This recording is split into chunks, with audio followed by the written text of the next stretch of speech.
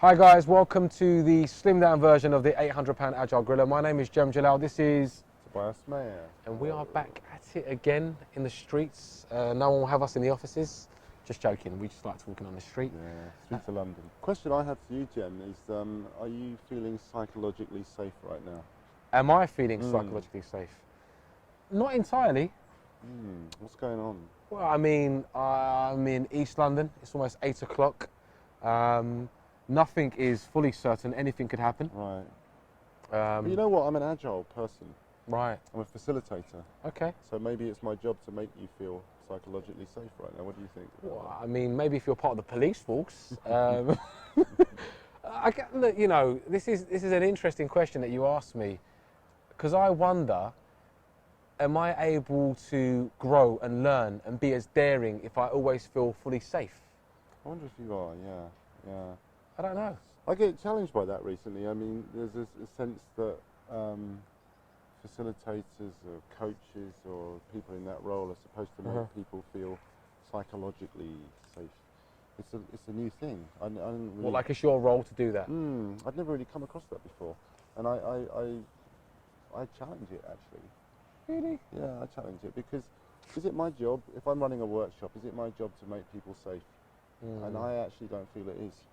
I'd like them to not feel safe actually. I'd like people to be at my workshops and feel like what the hell's going to happen next. Well, I mean, devil's advocate, I think the cliche response you'll get is yes, but if I don't feel safe, I might be afraid to say something silly and fail and be laughed at. Well, there's some truth in that, isn't there? But whose responsibility is that safety, I wonder? And I like to think that, you know, if I'm in a workshop with someone else facilitating it, I think it's my responsibility to create my own safety. For you? For me, yeah, I wouldn't expect the facilitator to be my mum. Right. You know, and kind of make everything nice in there, give me some cushions or something. If I'm going to something, if I'm going to learn something, there's a sense of edginess about there must be. Otherwise, why am I there? You know, right. Or am I going to, if I'm not really there to learn anything, if I just want to come and feel safe, I want to come and be challenged and maybe even threatened. Wow. In some ways. I mean, this is interesting. Does this kind of play into this? Another popular thing we hear is meet people where they are, because that has the same tone of it's about safety. Yeah. It's about doing something for someone else.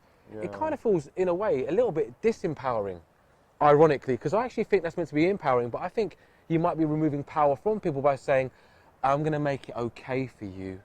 So I'll meet you where you are. Yeah, I'll meet you in your toxic environment. Yeah, even if it's in a toxic place, even if you're in a bad place, even if it's not somewhere which is going to, I don't know, trigger some sort of new feeling or a new energy or something that's going to make you go forwards. Whatever it is, I'll meet you there because that's more important. Because where you are is safe. You feel safe where you are, right? So I'm here and I feel safe. So meet me where I am and I will feel safe and you can talk to me here. But I don't know that we'll make much progress that way.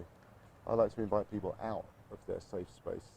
So what is it about that? Because you said something, you used the word threatened, and because I know you, I think I know the intention behind that word. What I mean by that is that what people are afraid of? That if I don't make you feel safe, and I don't meet you where you are, that's too threatening.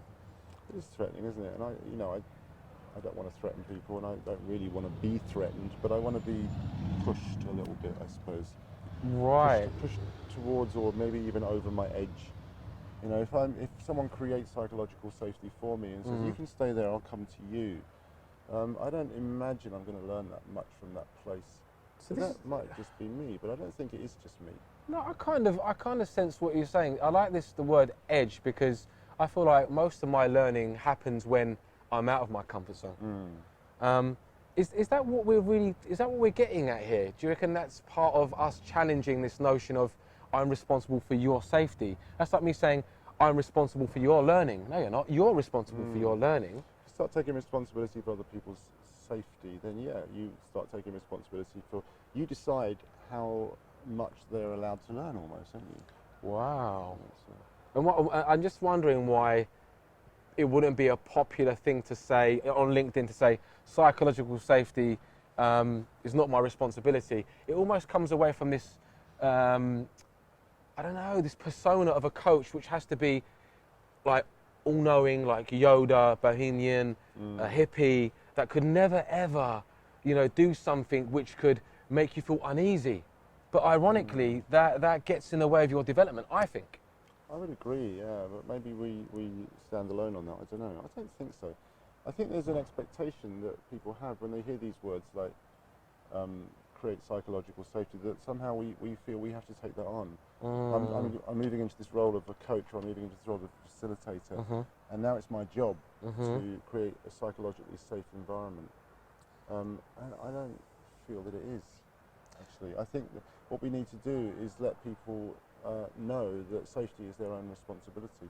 Like if occasionally I do physical exercises in my workshop, and I tell people that, don't exert yourself to the point where you're going to hurt yourself, because I'm not taking responsibility for that, Right. and I'm not insured. So, you can push your edge up to a point, but your physical safety is your responsibility. So don't do something that's going to hurt you. And I think the same is true with psychological safety. It's not. I don't know what makes someone feel psychologically safe. How do I know that? I don't know that. So I would say to them, your psychological safety is your responsibility too, as well as your physical safety. And you decide what level of risk you want to be taking. Yes, you use the metaphor of sport, or when I've ever gone to a gym, there are rules, but they often say things like, if you want to spar, or if you want to wrestle, whatever it is, you're doing it at your own risk. Yeah. And it kind of puts it back on you on how far you want to push it. But no one else is responsible for whether you really want to wear the gum shield. Right. Or do you see what I mean? It's up to you. You can make recommendations, right? And people there's some can boundaries listen if you or want not them, listen. but Yeah. I don't know. It'll be interesting to put this back out to the community to ask, because this seems like a really unpopular thing to say, that God forbid somebody says psychological safety is not the facilitator's responsibility. It could be yours. Yeah. So you're saying it. Jem is saying psychological safety is not the facilitator's responsibility in a workshop. And I think I'll back you up on that one, Jim. Yeah. Yeah, I'll back you up on that one. We're not trying to make you safe. We're not talking about. And I'm not going to meet you where you are either. No? No, I'm going to invite you out somewhere for coffee, maybe. I don't want to go to your house. You live too far away, man. Look, I can see some reason why you might meet me where I am if I'm so. When you pulled your muscle in your leg and you couldn't walk, that would have been a time to do that, perhaps. I had no choice. I want to paraquote Ron Jeffries on this. He wrote or said somewhere, if you meet people where they are, then you work with them where they are, and when you leave, they'll probably still be where they are. That resonated with me. Bring them out of their comfort zone, make them feel a little vulnerable, a little at risk, and show some commitment to the learning. That's what I want. I think it goes back to the same problem though, or the same factor. People want to meet people where they are in every single case, because I actually think there are situations where it's beneficial to meet people where they are. Sure. But to make that into like dogma, to say it has to be like that in every case, it's a fear of conflict. It's a fear of saying to someone that you've met, actually, I think we need to look at, we should start from here, not from where you are. And that can be seen as, oh no, they're coming away from that coaching stance, which means they're going into conflict, and you can't do that because our role is not about conflict, it's about having positive intent, and positive intent for some people means never ever make people feel uncomfortable. And what I'm saying might say more about me than others, but I'm just saying I think it's about this discomfort with conflict when we talk about make me feel safe, always meet me where I am. I think it's situational. Yeah, I think what you're getting at here with this, and maybe what we're both getting at, is that you hear these sort of buzz phrases a lot, in the world that we move in, and they become, people get attached to them, and they hear that this is the thing you're supposed to do if you're in this role. You don't really stop to challenge it enough, and I think that's really all we're doing here, is we're just saying, is it absolutely necessary to make someone feel psychologically safe? Is it always the best thing to meet someone where they are? What are the alternatives? The alternative is to bring someone out of their comfort zone. Say, I'll meet you somewhere else there. And the alternative is to say, perhaps you're responsible for your safety and not me. How does that land with you? Let's explore that. Yes. Rather than just kind of going along with it each time. I was confronted one time in a workshop When I said I wasn't responsible for a particular person's psychological safety, she felt unsafe. And I said, it's not on me. It's not my job. I said, if you feel unsafe, you need to talk about that. But she spoke out and said that to you? She spoke out and challenged me on it. That's interesting. And we had an interesting conversation about it. It, you know, it was difficult. It was a difficult conversation, but it was necessary. And I think we both got something from it, you know. I like that. So guys, you know, feel free to let us know what you think are the alternatives, or maybe there aren't. But there's something else to go with this. The amount of times I hear words like empowerment, autonomy, sometimes it just feels like, you know, a buzzword bingo thing, and people are saying things and they're saying it almost like a mantra to the point of where they're not thinking about what the impact is or isn't. So feel free to carry on this conversation. Tell us about the alternatives. What have we got wrong? What resonates? Yeah, I mean, the thing about, you bring up empowerment there, I often say to people, when they say, well, how do I empower people? I said, well, you can't, but you can stop disempowering them. And so, you know, how do you make someone feel safe? Well, you can begin by stopping making them feel unsafe. And it might just be as simple as that. You know, if you're creating an environment where people are fearful, then you might want to stop doing that, and then you might find that safety just happens. I like that. As a result. It reminds me of our conversation on motivation. Stop doing the things that don't motivate people. Yeah.